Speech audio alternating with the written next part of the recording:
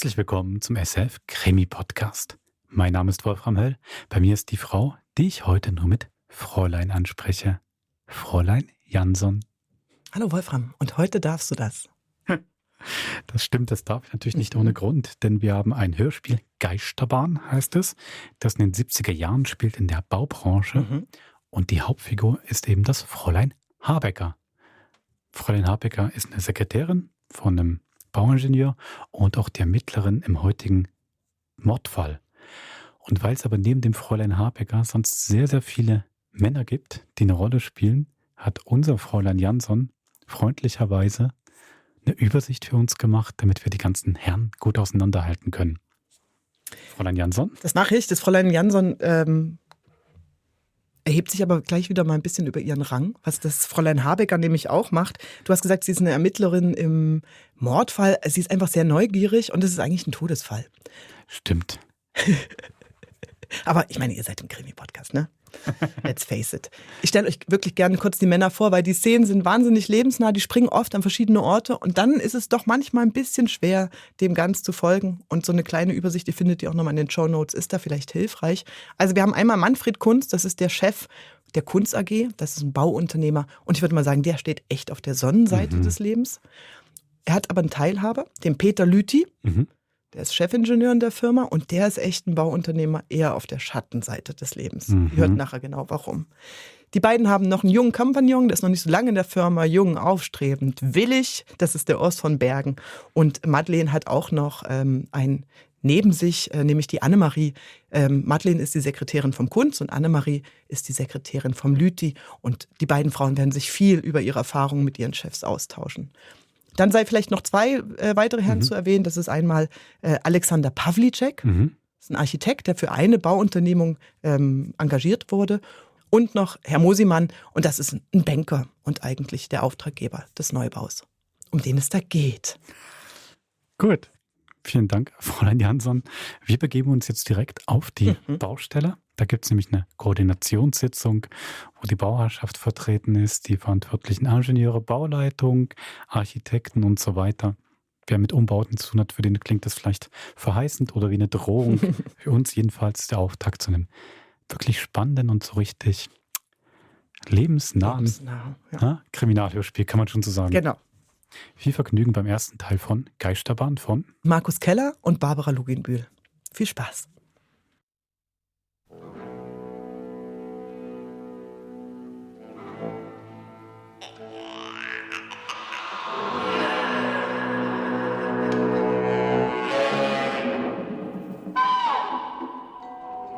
Geisterbahn. Ein Kriminalhörspiel von Markus Keller und von der Barbara Luginbühl.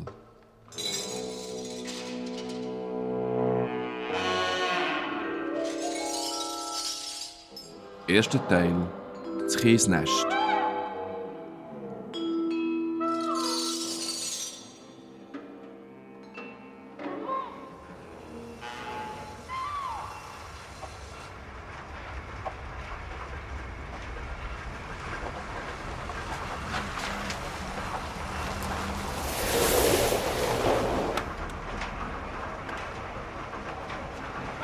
Mosima! Ihr seid schon da?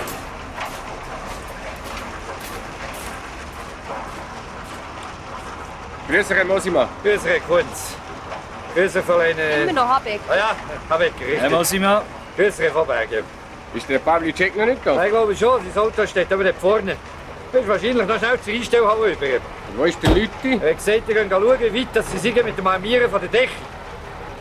Meinst du, ihr könnt am Montag am Nachmittag anfangen mit Betonieren? Ja, bleibt schon. Wie sieht's aus bezüglich dem Terminplan? Ja, wenn wir bis zur übernächsten Woche mit dem 15. Stock fertig sind, dann liegen wir wieder genau drin. Gut. Wollen wir nicht einfach zum Baubüro über? Nein, das können wir.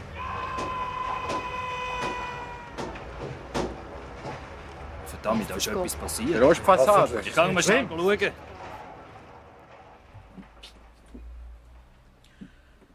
Also, ich fasse zusammen.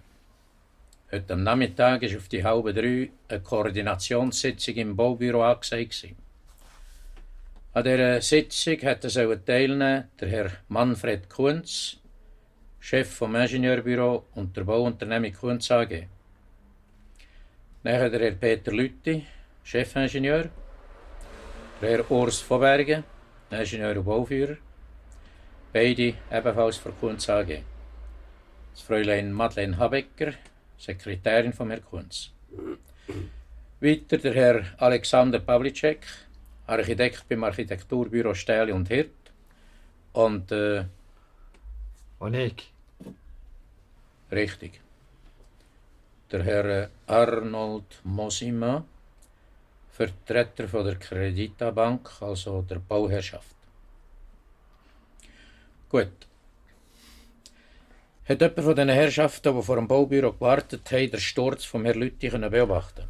Nein. Ja, habe ich gesehen. Herr Pawlicek, wo seid ihr, wo der Unfall passiert ist? Bin zur Einfahrt von der Einstellhalle. Was habt ihr dort gemacht? Die Credita-Bank will die Stützmauern von der Einfahrt von einem Künstler bemalen. Wir schauen, ob das Betonqualität zulässt. Hat noch jemand gesehen, dort hergehen? Ich glaube schon. Es sind gegenwärtig gänge Arbeiter dort unten. Und ihr, Herr Di Pietro, wo seid ihr gewesen? Ich gehe Armierungseisen kontrollieren, als ich heute Morgen gehe. Und plötzlich höre ich einen Schrei und er Lutti etwa 5 Meter von mir gehen am Boden. Giovanni, wo sind denn deine Leute in dem Moment?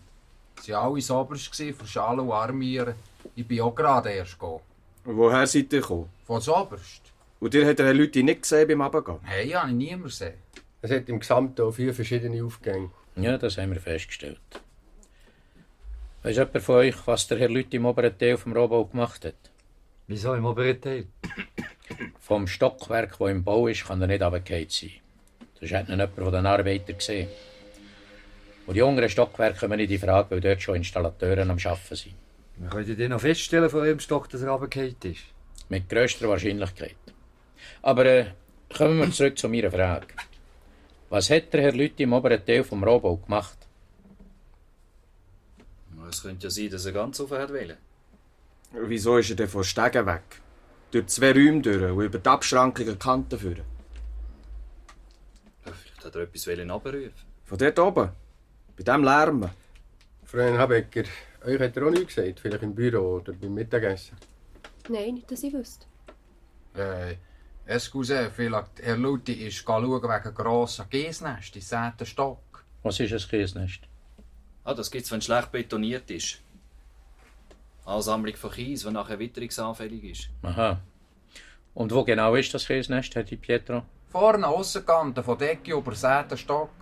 Könnte das Kiesnest in der V-Linie liegen? Ja, ist gut möglich, ja. Aha. Ist der an dieser Stelle keine Abschrankung? Alles mag nach Vorschrift. Das wollen wir dann noch gleich anschauen. Könnt ihr dann mit uns raufkommen, Herr Di Pietro? Ja, sicher, ja. Herr Kunz, ihr habt vorher etwas gesagt von einem Mittagessen. Ja, wir sind zusammen zum Mittagessen. Und dann seid ihr direkt auf die Baustelle. Nein, wir sind zuerst noch zurück ins Büro. Wer war denn bei diesem Mittagessen dabei gewesen? Der von Bergen, der Leute, Fräulein Habecker und ich. Oder seid ihr alle zur gleichen Zeit hergekommen? Nein, der Herr Leute ist etwa eine halbe Stunde vor uns aus dem Büro. Mhm. Gut, das wär's für einen Moment. Dann gingen wir jetzt noch den 10. Stock anschauen. Wie lange bist du eigentlich seine Sekretärin? Nicht ganz 6 Jahre. Bist du gut schlagen mit ihm? Es geht. Der war halt schon ballonisch. Hast du ihn gut gekannt? Wie man so einen Chef kennt. Er hatte halt auch einen Haufen Probleme. Er war ein Krampfer. Einer, der gar nie richtig gelebt hat. Und dann hat es mit der Frau nicht mehr so geklappt. Und gesundheitlich war er auch nicht gut weg. Er hat auch schlecht ausgesehen. Letztes Jahr haben sie ihn operiert. 7 Wochen war er dann im Spital. Hat er Krebs gehabt? Ich weiss es nicht, er hat nie etwas gesagt. Ich habe nichts gehört sagen. Dann im Juni auf dem Betriebsausflug hatte ich schon das Gefühl, er sei ausbrennt und kaputt. Da haben wir schon Glück mit dem Wetter, Fräulein Habecker. Ja, das kann man sagen. Es gibt nichts Trostloseres, als auf einem Schiff zu sein, wenn es regnet. Wasser unten und Wasser oben.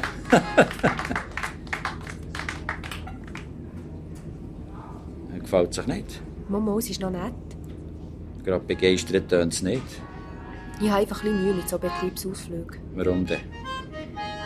Es kommt mir vor wie eine Schulreise für Erwachsene. Das ist es ja auch. Jeder will etwas erleben. Und gewisse Herren haben das Gefühl, die paar Frauen haben nur auf sie gewartet. Und dann wird gefingert und an einem rumgemacht. Ihr habt auch noch Mut. Ja, das ist doch überall das Gleiche. Und ich sage es halt, wenn mir etwas nicht passt. Wenn ich euch wäre, würde ich schon ein bisschen aufpassen mit so Bemerkungen. Ich habe von niemandem Angst. Und wenn es jemand stört, ich finde sofort wieder eine andere Stelle. Ja, gefällt sich das nicht bei uns? Mama, ich finde es ganz interessant, auf einem neuen Gebiet zu arbeiten. Wie lange seid ihr schon im Geschäft? Jetzt 19 Jahre. Aber auf 20 bringen ist nicht. Ja, wieso? Wollt ihr Kunden? Als Teilhaber ist das nicht so einfach. Was gefällt euch denn nicht? Alles. Alles? Am liebsten wette ich, könnte noch einmal voranfangen. Warum denn? Das ist doch kein Leben. Es ist nie zu spät, etwas Neues anzufangen. Und ihr könnt schon sagen.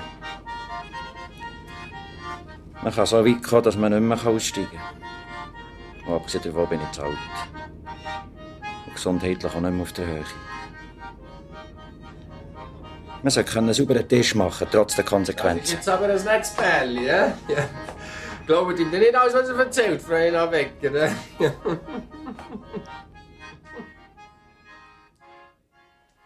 Ja, wenn dann der Kunst nicht dazukommen, dann hätte der Leute vielleicht noch mehr erzählt. Wenn der Kunst der Leute nicht hatte, wäre die Firma nie das, was sie heute ist. Irgendwie habe ich das Gefühl, der Kunst hätte die Leute abschieben. Meinst du, weil er so getrunken hat? Manchmal hat er ihm recht gegeben. Meistens hat er am Mittag angefangen. Weisst du, so Geschäftsessen. Dann ist er abends um 3:30 ins Büro gekommen. Und ich hatte natürlich keine Ahnung, wo er steckt. Kannst du dir vorstellen, wie das peinlich ist? Dann am Freitag vor seinem Unfall, wo wir sie gegessen hat, er also ziemlich viel hintergefallen. Darum nimmt man ja auch an, dass es ein Unfall ist. Er hat doch einfach das Gleichgewicht verloren, als er so weit draussen gestanden ist. Ja, ich weiss nicht. Was stellst du dir vor, was sonst passiert wäre? Du, ich weiss es auch nicht, aber so wie ich den Leuten Komm, jetzt hast du doch gerade selber gesagt. Du hast keine Ahnung, wie der sich zusammenreissen konnte. Gut, zwischen hat er einen Termin verlauert. Oder er ist zu spät gekommen. Aber dann, an diesem Freitag, hat er ihm also wirklich gegeben. Nehmen wir noch einen halben. Ja, von mir aus. Einen Schluck nehme ich schon noch. Hilfst du auch mit, Peter? Ja, ja. Sie, Frau Abecker? Nein, merci, mir nicht mehr. Ich nehme lieber einen Kaffee. Fräulein, noch einen halben und einen Kaffee. Gern. Ja, nehmen wir den Rest noch, bevor der Nachschub kommt. Ja.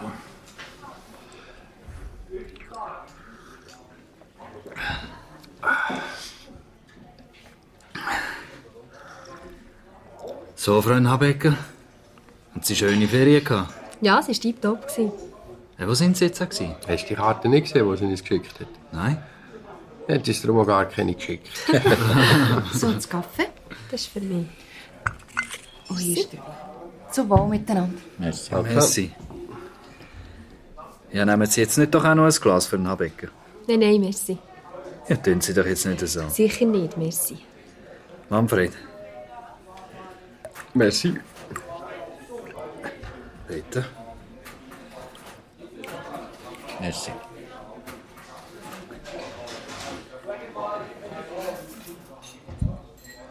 Zum Wohl. Zum Wohl. Zum Wohl.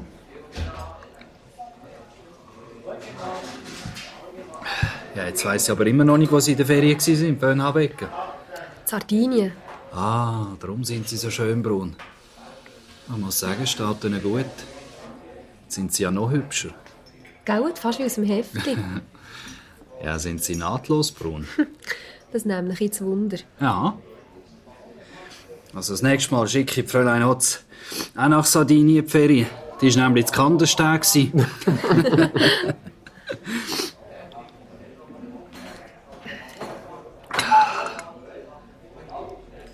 Fräulein, wo ist die Toilette? Durch die Tür da hinten und da links. Hinten links. Messi.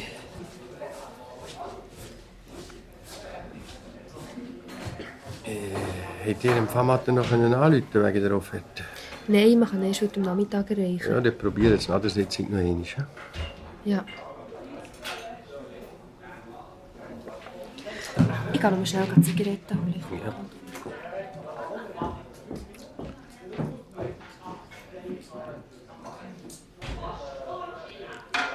Was ist mit dem Pfarrmatter? Das ist wieder ein Projekt hängig vom Kanton. Aha. Und der Pfarrmatter vergibt denkt Aufträge. Ja, wieso? Jetzt wollte er natürlich... Du, was heisst da natürlich? Manchmal muss ich dir noch sagen, es gibt keine andere Lösung, wenn wir gute Aufträge wollen. Wir können doch nicht einfach... Ja, gut, ihr müsst es wissen. Mein Standpunkt kennst du. Allerdings.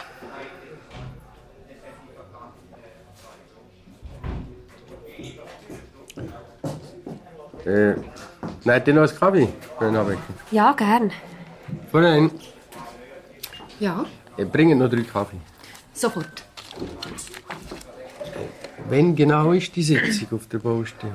Um 2:30. Ja, in dem Fall müssen wir langsam. Ich sollte vorher noch ins Büro.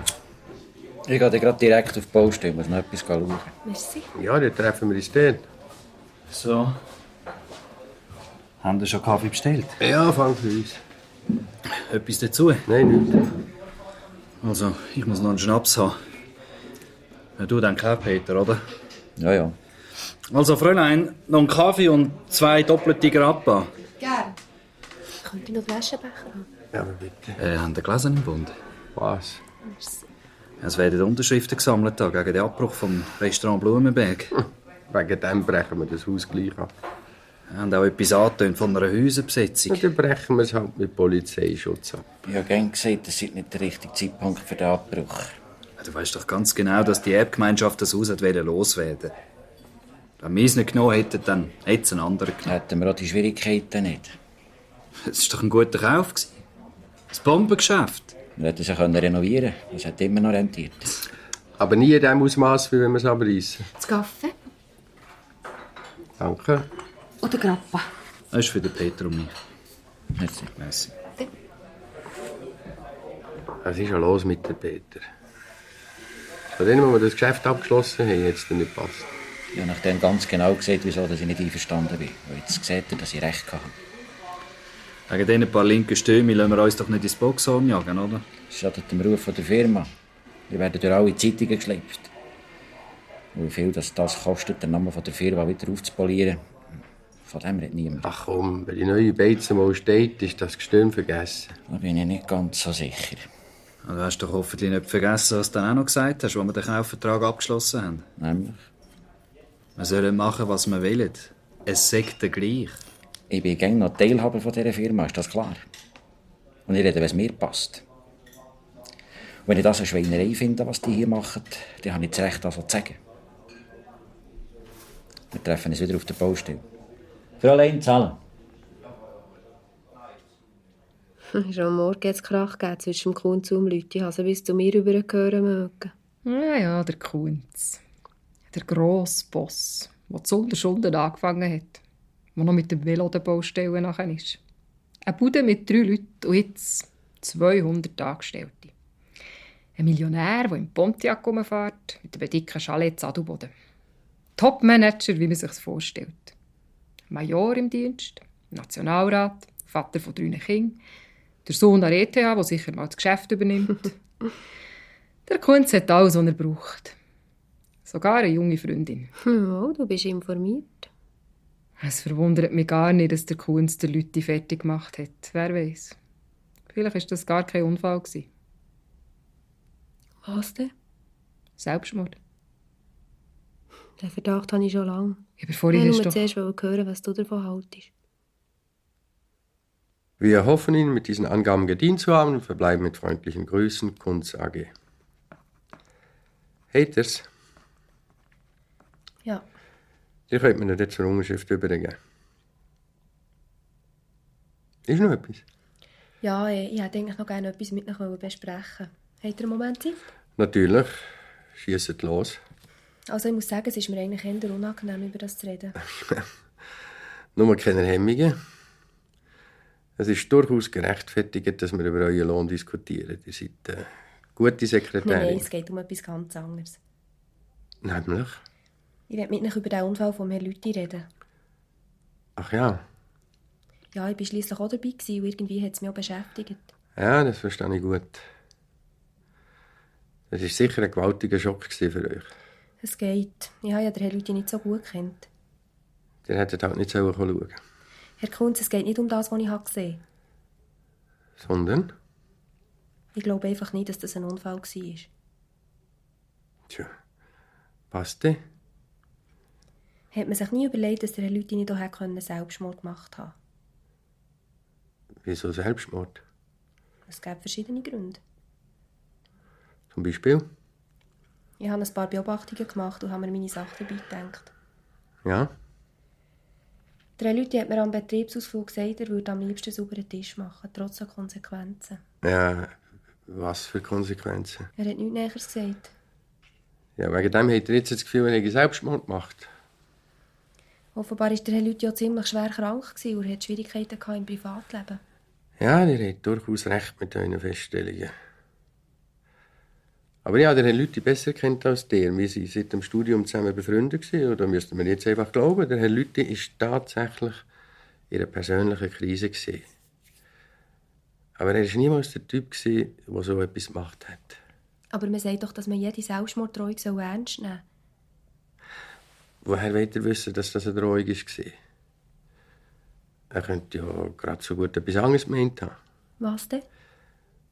Vielleicht hätte er sich endlich entschlossen, zu scheiden. Aber warum ist der Kripo eingeschaltet worden? Wenn der Unfall so eindeutig wäre, hätte sie ihn nicht gebraucht.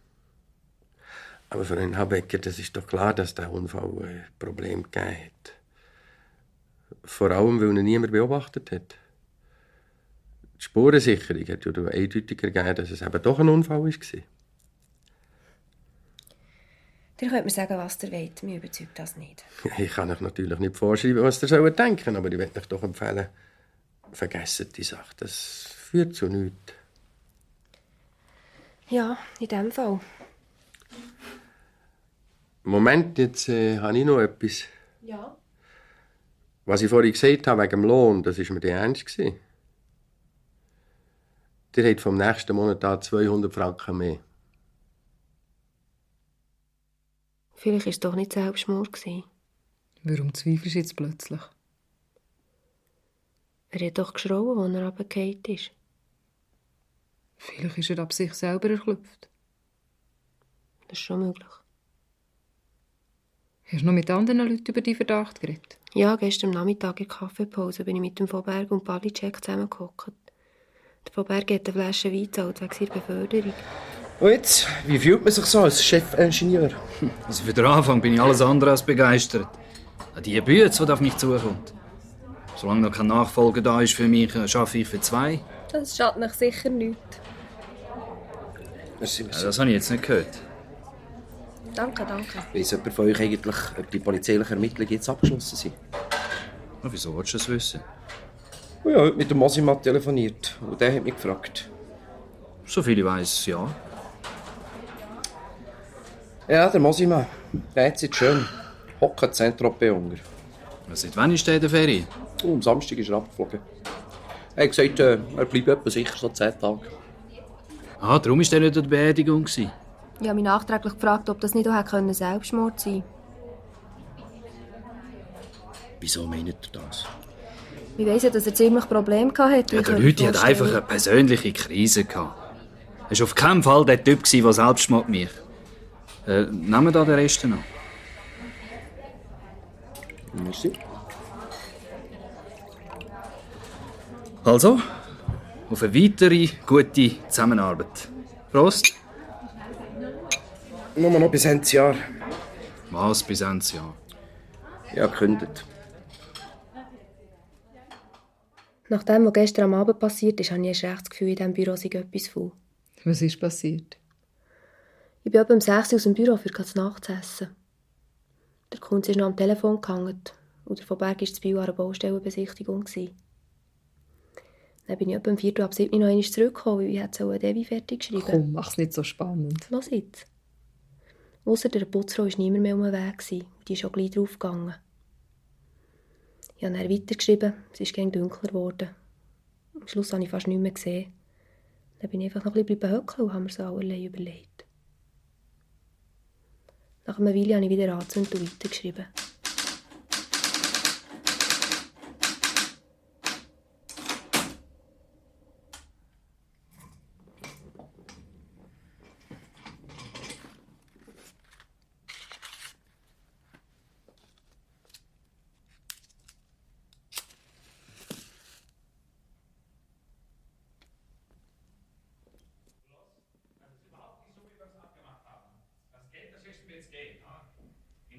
kann ich die Sache auch nicht übernehmen.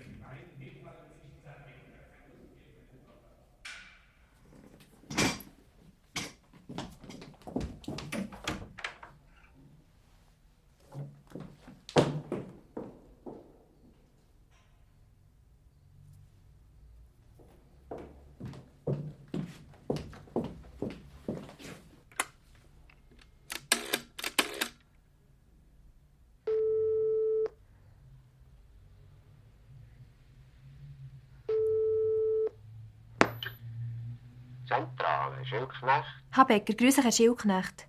Der Abend für den Habecker. Dir, Herr Schildknecht, habt ihr jetzt gerade jemanden gesehen, zum Haus auszugehen? Hey, wieso? Es ist darum vorhin jemand in den Lift und das hat mich Wunder genommen, wer das ist. Ist sicher niemand raus. Vielleicht hat er nicht täuscht. Ich habe im Gang jemanden hören reden, aber theoretisch kann niemand mehr auf unserem Stock sein. Sie denkt direkt in die Einstellhalle runter. Oh ja, das habe ich gar nicht gedacht. Nichts für ungut, Herr Schildknecht. Wer war das? Keine Ahnung, das nimmt mich eben selber Wunder. Glaubst du wirklich, der Hauswart hat nichts gesehen? Auch schon nicht. Machst du dich denn nicht besinnen? Hast du die Stimme nicht schon einmal gehört? In einem ganz anderen Zusammenhang vielleicht? Das tut mir richtig unheimlich. Mir war schon nicht mehr wohl. Ich bin nirgends sofort heim.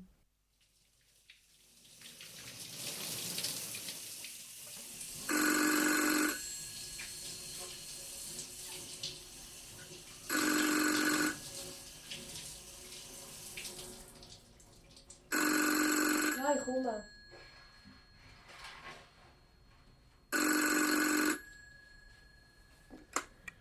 Habecker? Ja, das ist von Bergen. Guten Abend für den Habecker. Grüß dich, Herr von Bergen. Es tut mir furchtbar leid, dass ich Sie so spät noch stören muss, aber ich denke, so bis um 10:30 darf ich schon probieren. Es macht nichts, ich war nur gerade unter der Dusche. Oh, das tut mir jetzt leid. Ja, ich habe vorher schon mal probiert, aber da... Ich war darum noch im Büro, habe noch eine Devi fertig geschrieben für Herrn Kunz. Ah ja? Ja, da haben wir aber eine tolle Sekretärin angestellt. Hören Sie, weshalb ich Ihnen anrufe. Ich habe ja morgen in Zürich die Besprechung mit der SICO-Versicherung wegen dem neuen Verwaltungsgebäude. Und da wäre ich ganz froh, wenn Sie mitkommen, um das Protokoll aufnehmen. Das ist ziemlich eine wichtige Sache. Ja, wenn ihr meint. Wir gehen mit dem Städteschnellzug 8:32. Am besten treffen wir uns gerade am Perron. Wie lebe so ich? Weiss es der Chef? Ja, der Kunz hat selber vorgeschlagen, dass Sie mitkommen. Also, in dem Fall, ich bin dort. Ja, bestens. Und nochmal nichts für ungut. Ist schon recht. Dann bis morgen. Gute Nacht, Herr Habecker. Gute Nacht, Herr von Bergen. Das würde mich dann aufstellen, wenn wir die am Abend anrufen würden. Ja, was willst du von Bergen? Der leistet sich halt alles. So richtig der junge Aufsteiger-Typ. Dynamisch und charmant, sieht gut aus und kommt bei allen an. Ritter spielt Tennis und hat jetzt noch angefangen zu sagen.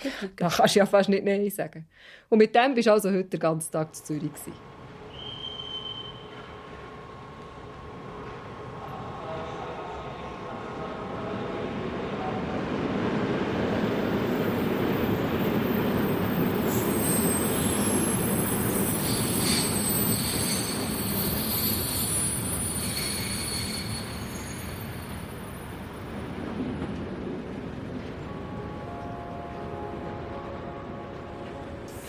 Gleis 11, Städteschnellzug 17:10 Uhr nach Bern, Lausanne, Genf, ohne Halt bis Bern. Bitte einsteigen, Vorsicht, die Türen schließen automatisch. Schauen Sie mal dort, der Pavlicek und der Mosima. Aber jetzt haben doch mehr... Grüezi, die Herren. Hallo, jetzt da, der Urs und Sven Habecker. Grüß dich miteinander. Grüß dich miteinander. Ja, ich habe gemeint, Sie sagen die Saint-Tropez, Herr Mosima. Bin ich? Ja, ich sehe es gerade. Mehr wichtige Besprechung wegen... Wo es wieder mal nicht gegangen ist, auch nicht der Mosima. Ja, dann wollen wir Sie nicht länger aufhalten. Wir müssen sowieso machen, dass wir auf den Zug kommen. Also, wieder schauen miteinander. Adieu miteinander. Gute Eva. Wieder schauen miteinander.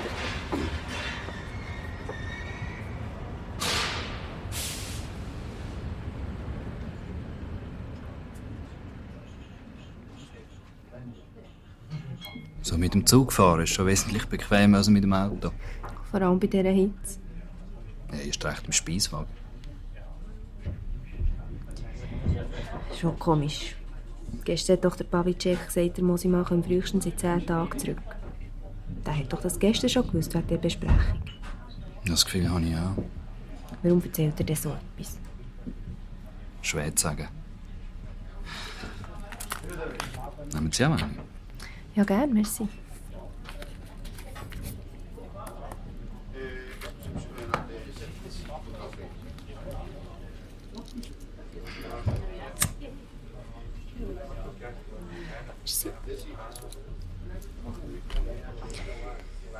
Warum sind überhaupt der Pavlicek und der Mosima zusammen?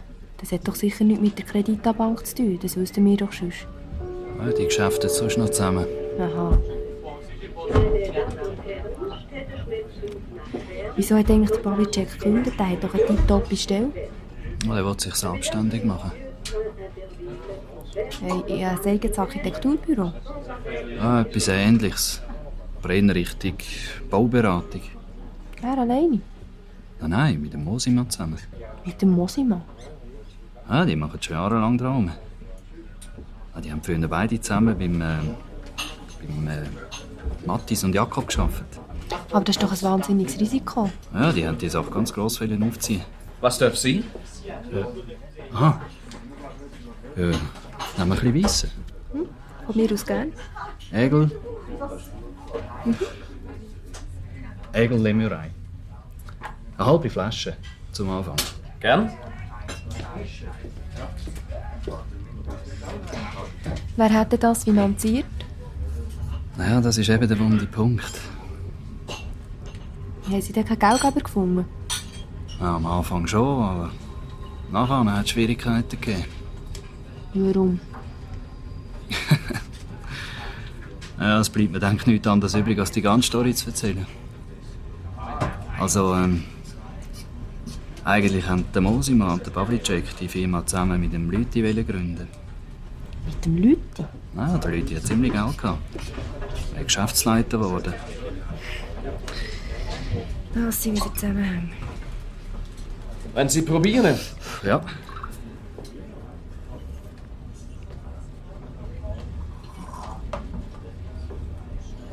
Ja, ist gut. Merci. Zum Wohl miteinander. Merci. Also, zum Wohl. Ah ja, bei dieser Gelegenheit könnten wir doch eigentlich gerade Duzis machen. Ich heiße Urs. Madeleine. Zum Wohl, Madeleine. Prost, Urs.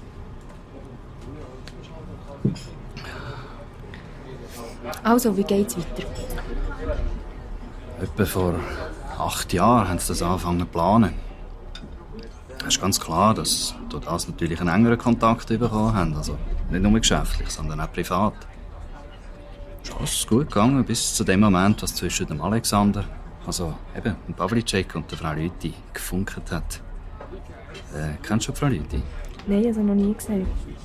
Ja, die ist 16 Jahre jünger als ihr Mann. Sieht sehr gut aus. Ich glaube, sie war Fotomodell, bevor sie geheiratet haben. Haben Sie Kinder? Ja, 2, die kommen demnächst zur Schule aus.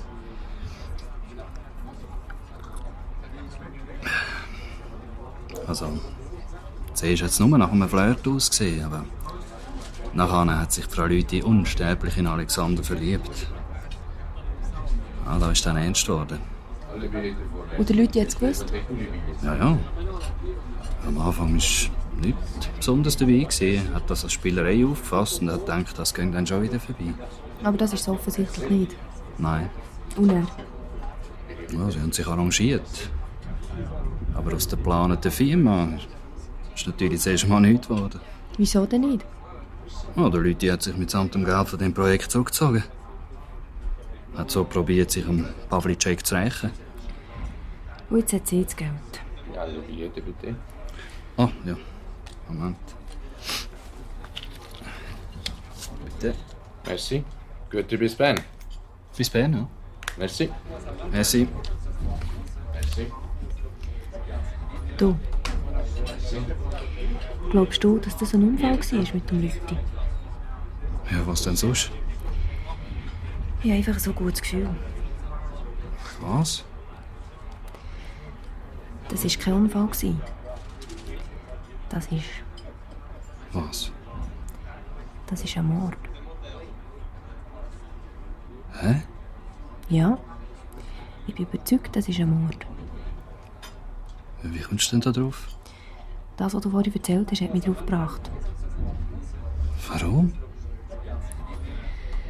Ein grosser Teil des Geldes ehrt doch jetzt seine Frau. Und dann hat er womöglich noch eine gute Lebensversicherung gehabt. Und seine Frau geht mit dem Pavlicek. Der Pavlicek will mit dem Mosimann zusammen eine Firma auftun und hat kein Geld. Aber so hat er jetzt Geld. Und rechtzeitig gekündigt hat er auch noch gerade. Schau. Unsere Sekretärin als Meisterdetektiv. Gar nicht gewusst, dass du so kriminalistische Fähigkeiten hast. Ja, leuchtet dir das nicht ein? Ja, so wie du das erzählst schon, aber du vergisst eins. Und das wäre? Der Pavlicek und Frau Lüthi haben sich getrennt. Wann? Vor etwa 2 Wochen. Das wäre erst recht der Beweis, dass meine Theorie stimmt. Ja, du meinst, dass die sich in Wirklichkeit gar nicht getrennt haben? Genau. Sonst könnte ja jemand auf die Idee kommen, dass der Pavlicek das Geld doch von der Frau Lüthi hat. Und er vergiss eins nicht. Dann, als die Lüthi runtergefallen ist, war der Pavlicek als Einziger nicht mit uns zusammen. Aber einen wesentlichen Punkt weisst du gleich noch nicht. Und das wäre? Ja. Eigentlich dürfte ich ja davon nichts sagen, aber in dem Moment. Also der Pavlicek hat mir im Vertrauen gesagt, dass in Zürich einen neuen Geldgeber gefunden haben, der sehr an ihrem Projekt interessiert ist. Gegenwärtig laufen die Abschlussverhandlungen und Ende nächster Woche sollte jetzt der Vertrag an. Das habe ich natürlich nicht gewusst. Die Idee vom Mord ist mir noch erst vorher gekommen. Ich glaube, die Leute haben Selbstmord gemacht. Wie bist du auf das gekommen? Er hat mir gegenüber mal so Andeutungen gemacht. Das von seiner Krankheit und vom Trinken weisst ja auch. Und er das mit seiner Frau. Ja, aber wieso hat er sich ausgerechnet auf der Baustelle umgebracht? Er hätte doch Tabletten nehmen oder was weiß ich. Vielleicht hätte er einen Unfall vortäuschen. Ja, aber aus welchem Grund? Ich könnte mir vorstellen, aus moralischen Gründen, wegen der Kind. Vielleicht auch wegen der Firma. Du glaubst also nicht, dass das ein Unfall sein Hey, hätte? Warum nicht? ich kann das nicht sagen, es ist einfach so das Gefühl. Ja, was willst du jetzt machen? Bist du zur Polizei? Das hat keinen Sinn, ich habe ja nichts in den Fingern. Ich kann doch nicht einfach dorthin gehen und sagen, hört, das war kein Unfall, ich habe so ein komisches Gefühl. Da würde man mich ja noch auslachen. Ja, was willst du denn? Ich weiss nicht recht. Ja, am besten du wartest ab. Aufs Mal stossst du wieder auf etwas. Irgendwie reizt es mich gleich weiter zu grübeln. Also doch eine kleine Detektivin. Nein, im Ernst, sag jetzt mal, was hast denn du das Gefühl? Ja, zuerst war ich natürlich überzeugt, dass es ein Unfall ist, aber nachdem, was du jetzt da erzählt hast, ja, also das mit dem Selbstmord, das wird schon noch drin liegen. Weil, ja, das stimmt schon, der Pete hat wirklich ab und zu so Bemerkungen gemacht. Das ist also meine Idee doch nicht so daneben.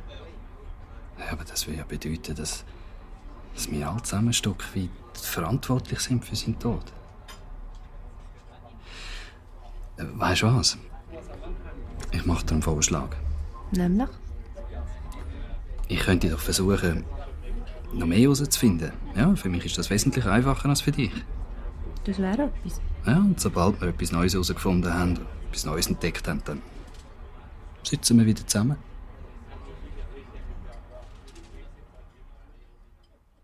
Menschen können von Bergen trauen. Er hat mich für ihn zum Essen eingeladen. Das verpflichtet dich ja zu nichts. Im Gegenteil, es kann ja noch ganz amüsant werden. Vielleicht erfährst du noch etwas. Aber weisst du der Neueste? Sie hat den Blumenberg besetzt. Wer denn? Keine Ahnung, irgendeine Häuserbesetzungsgruppe. Schau mal, das Flugblatt haben sie verteilt. Oh, ein Foto vom Lüthi. Nimmt die Gerechtigkeit ihren Lauf. Letzte Woche verunfallte ein führender Kopf der Häusermörder Mafia Kunzage. Peter Lüthi 53 stürzt betrunken vom Rohbau des Kreditabank hoch aus. Da wird der Kunz Freude haben. Ist doch dem gleich. Hast du etwas gesehen von diesen Demonstranten? Nicht viel. Sie haben so Spruchbänder zu den Fenstern ausgehängt. So lahme Behörden, Häusermörder und Millionen im Sack, Spekulantenpack. Nicht schlecht. Wenn die wüssten, was das sonst noch ausläuft. Zum Beispiel dann die Sache mit der Überbauung Steinbach. Da hat doch der Kunz, der einmal auf dem Planungsamt arbeitet, einen heissen Typ bekommen. Die Stadt hat im Sinn gehabt, in den nächsten 5 Jahren das Gebiet vom Steinbach hinzuzonen. Steinbach war dann noch Landwirtschaftsgebiet. Das Land hat alles dem gleichen Bauer gehört. Der Kunz hat herausgefunden, dass der ziemlich verschuldet war. Jetzt ist also der Kunz zu diesem Bauer und hat ihm einen Kaufvertrag auf 5 Jahre befristet angeboten. Der Kunz hat dem Bauer gesagt, es könnte sein, dass das Volk vielleicht irgendwann über so eine Einzonung abstimmen muss. Für den Fall, dass die Einzonung angenommen wird, kauft er, der Kunz, ihm das Land ab. Und zwar zu einem Preis, der jetzt in diesem Kaufvertrag festgelegt werde. Das gibt es ja nicht. Der Bauer ist auf den Handel eingestiegen und hat eine Anzahlung von 75'000 auf den Tisch bekommen. Wäre die Einzonung in diesen 5 Jahren nicht zustande gekommen, dann hätte der Bauer die 75'000 behalten und das Land wäre wieder ihm gewesen. So haben sie es abgemacht. Und die Einzonung ist natürlich für das Volk durchgekommen. Genau.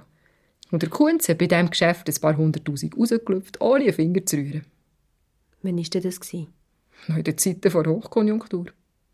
Zum Glück ging das heute nicht mehr so ring. Und dafür trägt Kunz und Kompanie heute andere Krämpfchen. Kann man da eigentlich nichts machen dagegen? Das ist jetzt Verrückte. Das ist alles legal. Du musst nur die nötigen Beziehungen haben.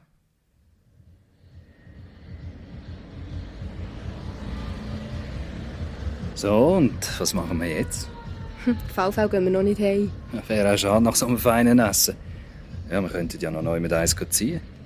Ja, aber zuerst könnten wir noch ein Spaziergängchen machen. Ah ja, einverstanden. Er ist noch gesund. Ich lasse das Auto da. Oder weisst du was? Wir könnten ein bisschen auf die Kilby.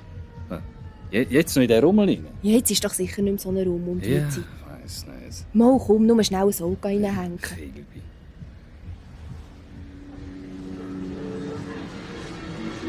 Oh, schau da, Geisterbahn. Kommst du mit?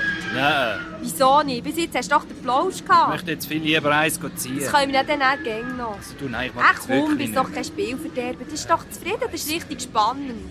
Hockst in diesem Wägeli rein, es geht gäng vorwärts, kannst nicht mehr aussteigen und hinter jedem Eck einen neuen Horror. Urs, komm jetzt. Also, von mir aus. Gehst du Billet holen? Ja gut, Moment schnell. Ich gehe in ein Wägeli. Ist gut. Eures Billett bitte. Einen Moment, sie kommen gerade. Kommen!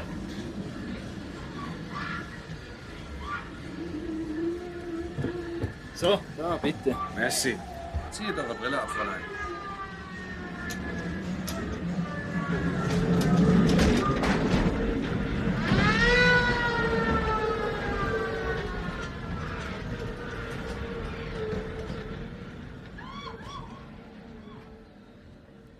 Da arbeitet ja der Güterschlägel. Da kann man nichts sagen. 2 Jahre ist er jetzt bei uns. Er hat eine schwere Jugend gehabt. Er war Verdingbub und hat nie einen richtigen Beruf gelernt. Dann hat er schon mit 20 geheiratet, das ist doch klar. Er hat endlich mal ein richtiges Heim haben. Das ist begreiflich. Am Anfang ist es gut gegangen. Er hat im Gastgewerbe gearbeitet und Freund in der Fabrik. Aber als er zuerst Kind kam, ist er schief zu arbeiten. Nachher war plötzlich auch weniger Geld rum. Er hat sich natürlich gleich alles leisten, was er bei den anderen gesehen hat. Ein Auto, Fernsehapparat, Ferien am Meer. Seine Frau war schön gerade bescheiden. Mhm. Mit der Unterschlagung hat es angefangen. Er ist in eine schlechte Gesellschaft gekommen und schliesslich ist er wegen Erpressung verurteilt gekommen. Ist er ins Gefängnis gekommen? 2,5 Jahre hätte er hocken. Wegen guter Führung kannst du ihn früher gehen. Ist er eigentlich gern noch geheiratet? Nein, seine Frau hat die Scheidung gekriegt, wenn er zu Zwiel war. Und jetzt gefällt es ihm bei euch? Natürlich will ich lieber etwas Besseres, das ist doch klar. So 2 Jahre von der Geisterbahn Billette kontrollieren. Und was macht er denn so in Freizeit? Er bockt viel zu viel in den Dancing um, kann kitschiges Geld zum Fenster raus. Das ist halt der Nachteil bei dieser Arbeit, wenn man erst Mitternacht aufhört zu arbeiten. Gut, er hat schon ab und zu seine freien Tage. Und er muss ja erst am Nachmittag um 2 arbeiten.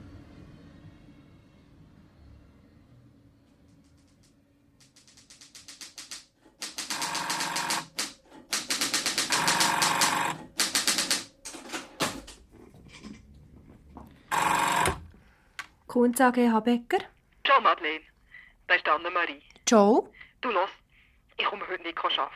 Was hast Ja, so etwas wie eine Darmgrippe. Ich habe die halbe Nacht erbrochen. du? Wie blöd. Brauchst du etwas? Nein, es geht. Aber könntest du ihm von Bergen die Unterlagen parat machen? Weisst für die Sitzung mit der Kredita heute am Nachmittag um 2. Ja, was muss ich echt da Du, alles es liegt alles auf meinem Schreibtisch. Du musst nur noch das Dossier Korrespondenz mit Biglerstahl dazu tun. Wo finde ich echt das? Das sollte irgendwo im Schreibtisch vom Lüti sein. Ja, wo ist der Schlüssel? Der ist bei mir. In der obersten Schublade rechts. Gut, ich habe noch gerade einen Brief, dann machen ist der. Sonst noch etwas? Nein, das wär's. Merci vielmals. Ja, also du, ich wünsche dir gute Besserung. Danke. Ciao, Madeleine. Ciao. Sorry, Madeleine. Guten Morgen, Urs. So, hast du einen schönen Sonntag gehabt? Ja, merci. Du, los, jetzt hat gerade Anna-Maria angerufen, sie ist krank und kommt nicht. Ich lege dir dann die Unterlagen für die Sitzung über. Ja, ist gut. Du bist eigentlich der Chef, ich sollte den dringend haben. Ich habe ihn noch nicht gesehen. Ja, aber am Montag ist der doch immer schon um 7 Uhr da. Jetzt ist 7:45. Ja, nun. Sagst du, wenn er nicht da ist? Ja, ist gut.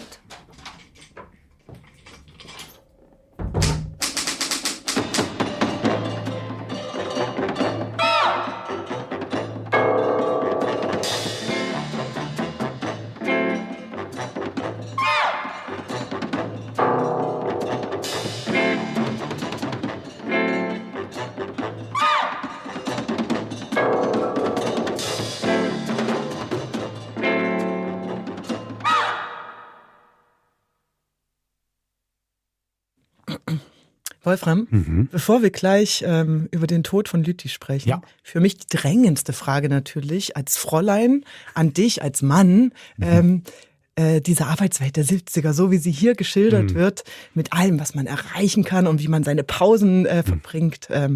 Traum oder Zumutung für dich?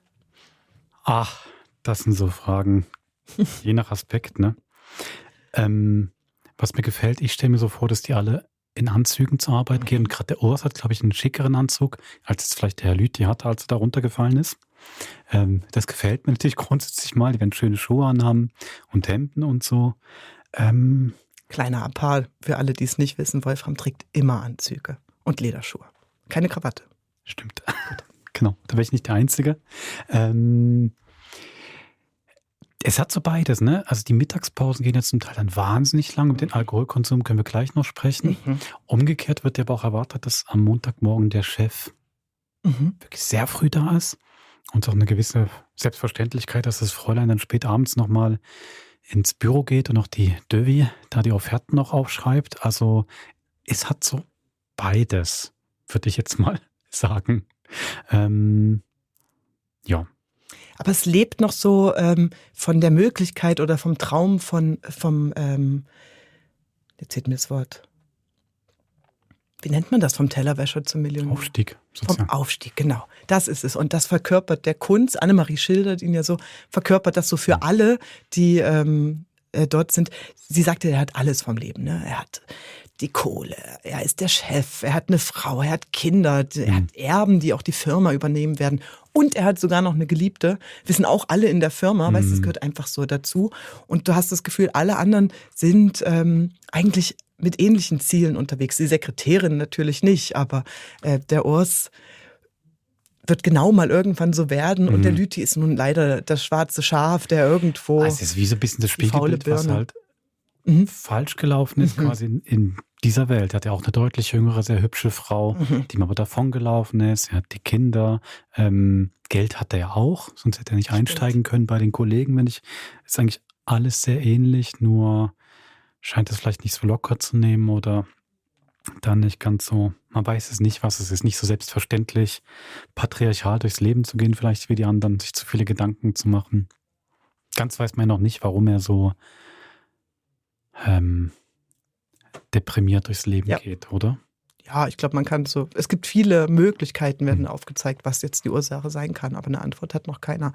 Aber ich finde auch Madeleine, der so nahegelegt wird, ja, du als Sekretärin solltest mal nicht so vorlaut sein, die sagt ja dann, ist mir doch egal, ich finde überall einen Job. Das ist auch so eine Einstellung, eine Arbeitsmöglichkeit, die einen, ja, mich reizt das nämlich schon ein bisschen, muss ich ehrlich sagen. Fräulein. Ja, das ist Fräulein nun, ich weiß. Ja, ich müsste wahrscheinlich auf dem Stand einfach der 1970er Jahre sein. Aber eine Sicherheit haben im Beruf, dann irgendwie diese gerade auch so eine Pausenkultur. Ich finde das ganz schön. Das geht. Ich hoffe, dass viele von euch das leben, dass es irgendwo, dass ihr die Pausenküche habt, die ich mir eigentlich immer wünsche, wo man wirklich abspannen kann, sich Zeit zusammennimmt, genau. Noch einen zweiten Kaffee nimmt. Man nimmt nicht nur einen, man nimmt noch einen zweiten. Überall kann man rauchen, auch im Zug noch, finde ich ja. Aber das wirklich, finde ich 2 Sachen spannend. Das eine, was du jetzt gerade gesagt hast mit der Madeleine. Es ist ja wirklich sehr klar, die Männer arbeiten und machen wirklich die großen Entscheidungen, haben die große Verantwortung und die Frauen sorgen dafür, dass alles funktioniert, reibungslos, sei es zu Hause oder da im Betrieb, die gut protokollieren und dann abends noch hinkommen und schreiben. Und sie ist da wirklich spannend geschrieben, dass sie sich das eben trotzdem, sie funktioniert quasi gut in dem Rahmen, bekommt ja auch eine Lohnerhöhung, vielleicht nicht ganz ohne Hintergedanken versprochen, aber macht da alles gut. Aber eben, wie du sagst, sie wahrt ihre Grenzen, ermittelt ja auch durchaus forsch, stellt ihre Fragen, hat ein Selbstbewusstsein. Ja. Ist eine ganz spannende Figur in diesem Gefüge. Toll geschrieben und wird auch wahnsinnig toll gespielt.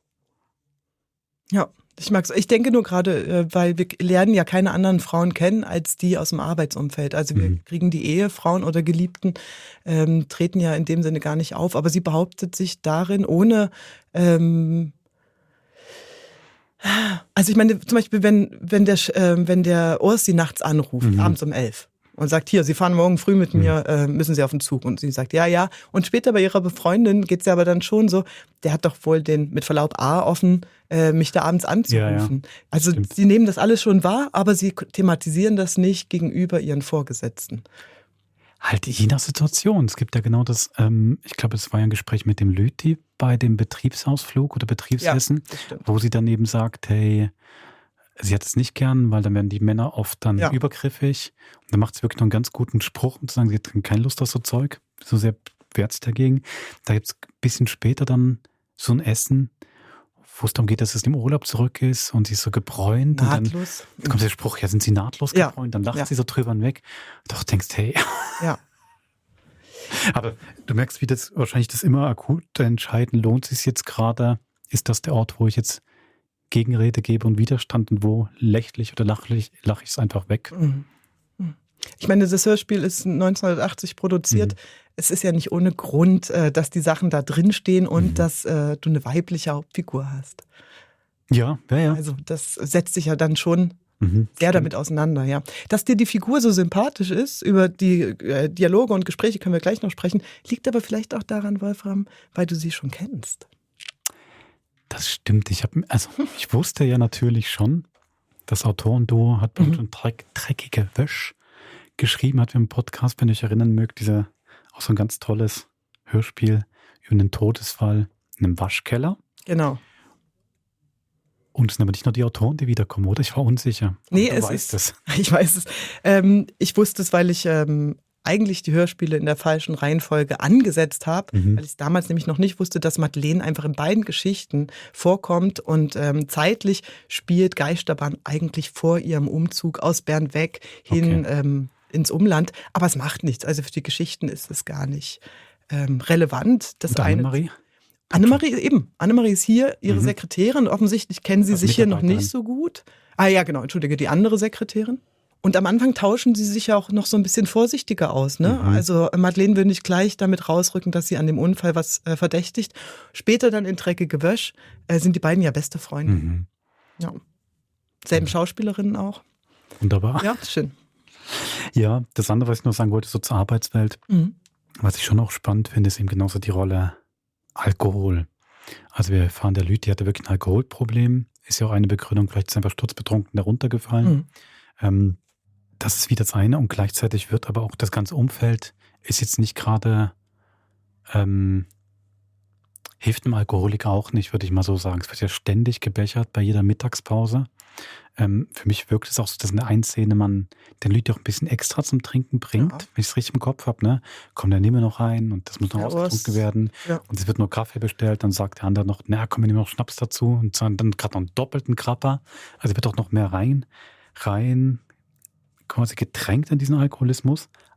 Aber selbst auch in den vermeintlich harmlosen Szenen, wie wenn Madeleine mit Urs zurückfährt fährt im Zug, ist auch selbstverständlich, dass man noch einen halben Weißer, eine Flasche Weiß nimmt. Und er sagt, naja, für den Anfang. Für den Anfang, das habe ich auch gedacht. So. Genau. So lange ging die Zugfahrt in den 70ern wahrscheinlich auch nicht. Vielleicht mehr als eine Stunde wie heute. Vielleicht sagen wir 1,5, in Interregio sagen sie ja, waren es vielleicht 1,5 Stunden. Aber da einfach so mal schon mal eine Flasche Wein hinterzubechern und dann wird auch selbstverständlich natürlich gerade noch geraucht und immer noch Zigaretten angeboten. Wirklich da auch eine ganz andere Welt. Aber interessanterweise eben, es wird wie die Realität abgebildet und gleichzeitig auch gesagt, ja, aber Alkoholismus ist auch ein Problem, ist auch nicht alles nur harmlos die ganze Zeit zu bechern. Ja, ich weiß noch, als ich anfing im Radio 2011, kam ich vorher vom Theater und dort in der Theaterkantine ist Alkohol einfach fester Bestandteil. Natürlich größtenteils am Abend, aber let's face it, viele trinken dort auch schon zum Mittagessen oder fangen am Nachmittag an. Und als ich ans Radio wechselte, gab es bei uns quasi nur noch einen Kollegen, der zum Mittag ein Einerli Rosé getrunken hat. Das war sein Ritual. Und ich merke, wie komplett sich das aus Kantinen verabschiedet hat. Es gibt kein Angebot mehr, es wird aber auch nicht mehr verlangt. Also für die, weiß nicht, ob das gut ist oder schlecht ist, aber das entspricht vielleicht auch so ein bisschen der Effizienzmachung von Pausen, dass es eben das ist keine 3-stündige Siesta, die hier gewünscht ist. Ne? Hat aber natürlich selbst da damit zu tun, ne? Diese Männer da jetzt in dem Hörspiel, die werden natürlich am Abend auch nicht zu Hause erwartet. Die können auch 2 Stunden Mittagspause machen, weil die kümmern sich ja dann eh nicht um die Kinder zu Hause. Sehr guter Hinweis. Die müssen nicht um 4:30 dann noch den Kleinen aus der Krippe holen oder vom Fußball abholen oder was auch immer, sondern der kommt dann halt irgendwann, wenn er kommt. Ne? Vielleicht noch bei der Geliebten auch noch vorbeigeschaut und dann irgendwann mal ist dann vielleicht um 10 wieder da. Merkt ihr diese Beobachtung mal bitte für den zweiten Teil? Gut, mache ich gerne. Das ist noch ein Thema. Ja. Worüber ich auch gerne noch sprechen wollte, ist auch tatsächlich die Sprache. Ich finde, die macht auch ganz viel aus, dass man so einen lebendigen Blick in die 70er bekommt. Ich habe jetzt einfach den Eindruck, ich finde, das ist so sehr naturalistisch, aber wirklich mal in gut gemacht, wie die miteinander reden. Es sind so Kleinigkeiten, wenn Urs und, also Herr von Bergen. Hey, es ist von Bergen, steht im Archivzettel, aber wenn Sie es aussprechen, hätte ich auch mal gedacht, Vorberger. Oder, okay. Also eben, sie betont, ja. Aber eigentlich ist ja von Bergen, genau. Aber es klingt ganz anders, gell? Es macht es viel steifer und irgendwie fast ausländischer. Und wenn er und Fräulein Habecker mal Duzis machen im Zug, das finde ich eben auch so schön geschrieben. Dann macht er, ja, wir können auch Duzis machen. Dann sagt er zum Wohl Madeleine und sie sagt dann Prost Urs. Und das finde ich immer auch so schön. Es ist einfach nicht einfach zweimal das Gleiche. Man hätte auch zweimal Prost sagen können oder finde ich auch schön, es kommt dann auch zweimal eine andere Redewendung. Und ich finde so, dass dieses liebevolle Abhören von Alltagssprache, die zieht sich für mich grundsätzlich das ganze Hörspiel durch, mit einer kleinen Ausnahme. Sag mal. Hey, ich finde nur ganz am Anfang der auf dem Bau, da der Giovanni, genau. Heißt der, glaube ich. Der, ich weiß gar nicht, wofür er zuständig ist. Der ist so Vorarbeiter, ne? Genau. Ich finde einfach bei ihm, habe ich den Eindruck, der spricht ziemlich quasi korrektes Schweizerdeutsch, aber dann kann er auf einmal gewisse Sachen nicht ordentlich aussprechen. Immer so ein ganz komisch eingebauter Fehler. Wo ich dachte, also italienische Wurzeln hat der Sprecher sicherlich schon mal nicht und das finde ich irgendwie ein bisschen ganz leicht nicht ganz so sauber gearbeitet wie die anderen Sachen. Das reicht dann zu markieren, okay, Ausländer. Ich dachte aber, wenn der immer noch so einen krassen Akzent hat, würde der dann nicht sonst fehlerfrei sprechen. Verstehst du, was ich meine? Ja. Ich weiß es nicht. Ich finde also diese Secondos, obwohl das hier wahrscheinlich jetzt noch erste Generation ist, 70er, keine Ahnung, wie die Sprache, also du hast ja, ich weiß es nicht. Mir ist es nicht negativ aufgefallen. Ich finde, der Peter Freiburghaus, ich habe auch nachgeschaut, er hat jetzt, so wie ich rausfinden konnte, keine italienischen Wurzeln, aber für mich macht er das noch ganz gut. Ich war sofort da. Hey, ich bin in ganz vielen Szenen sofort da. Ja. Das ist zum einen dann auch vielleicht nicht so für den Hörer gedacht, für die Hörerin, aber danke trotzdem, dass ihr mich einfach auf die Baustelle schmeißt und in das Polizeirevier, ohne dass jetzt auf Umwegen nochmal jeder benannt wird, außer das, was der Polizist macht, nämlich so rekapituliert, wer da verabredet wird. Und auch die Geräusche, die Kulissen verbinden sich mega gut mit den Stimmen. Also das ist für mich wahnsinnig authentisch. Ja. In allem ja die Zugfahrt, Bahnhof, wo sie sich da treffen, Baustelle. Geisterbahn. Ja. Eben auch. Das müsste man den Charlie Benoit, der das inszeniert hat, eigentlich mal fragen.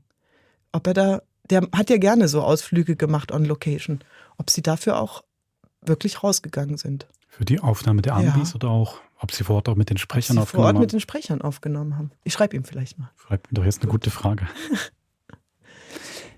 Geisterbahn? Wollte ich gerade sagen. Das fällt so ein bisschen aus dem Rahmen. Die Hinleitung auf die Rilbi überhaupt nicht. Das ist ja schön, schöner. So gut, wie sie ihn auch bequatschen, der dreimal Nein sagt und dann sagt irgendwann doch, ja, er will eigentlich nur die Beiz noch weiter trinken.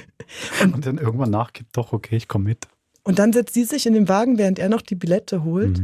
Und dann kommt die Szene zwischen zwei Frauen, die auch, also wo, es ist Madeleine, oder? Die eine, die zuhört, und das andere ist die Frau von der Geisterbahn, die Schaustellerin, die ihr erzählt, was über den einen Mitarbeiter. Es kommt so ein bisschen unvermittelt, als würde noch 1, 2 Dialogfetzen davor fehlen. Hey, wer war denn da, der Ihnen hier geholfen hat? Was können Sie mir über den erzählen? Warum wollen Sie denn das wissen? Ach, nur so.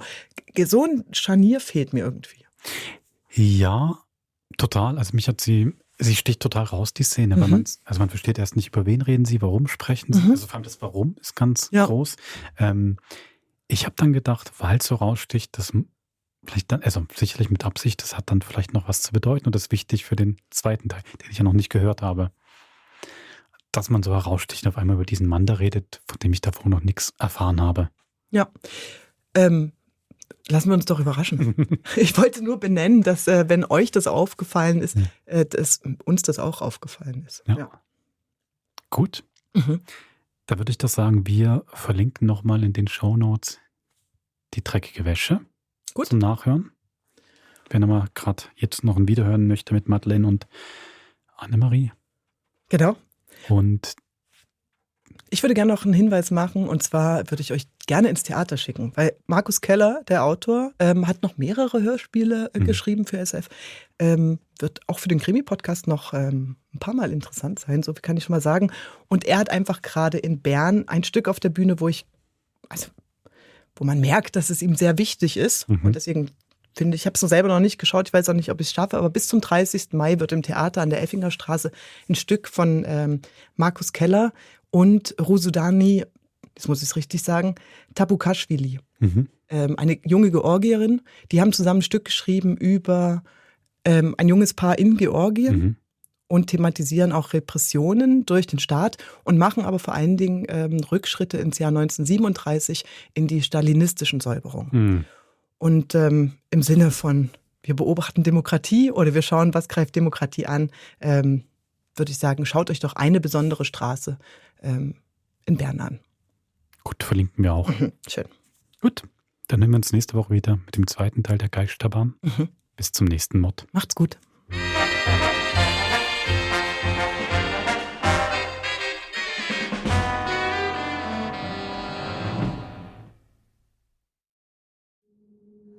Das war ein Podcast von SRF. Produziert im Auftrag der SRG.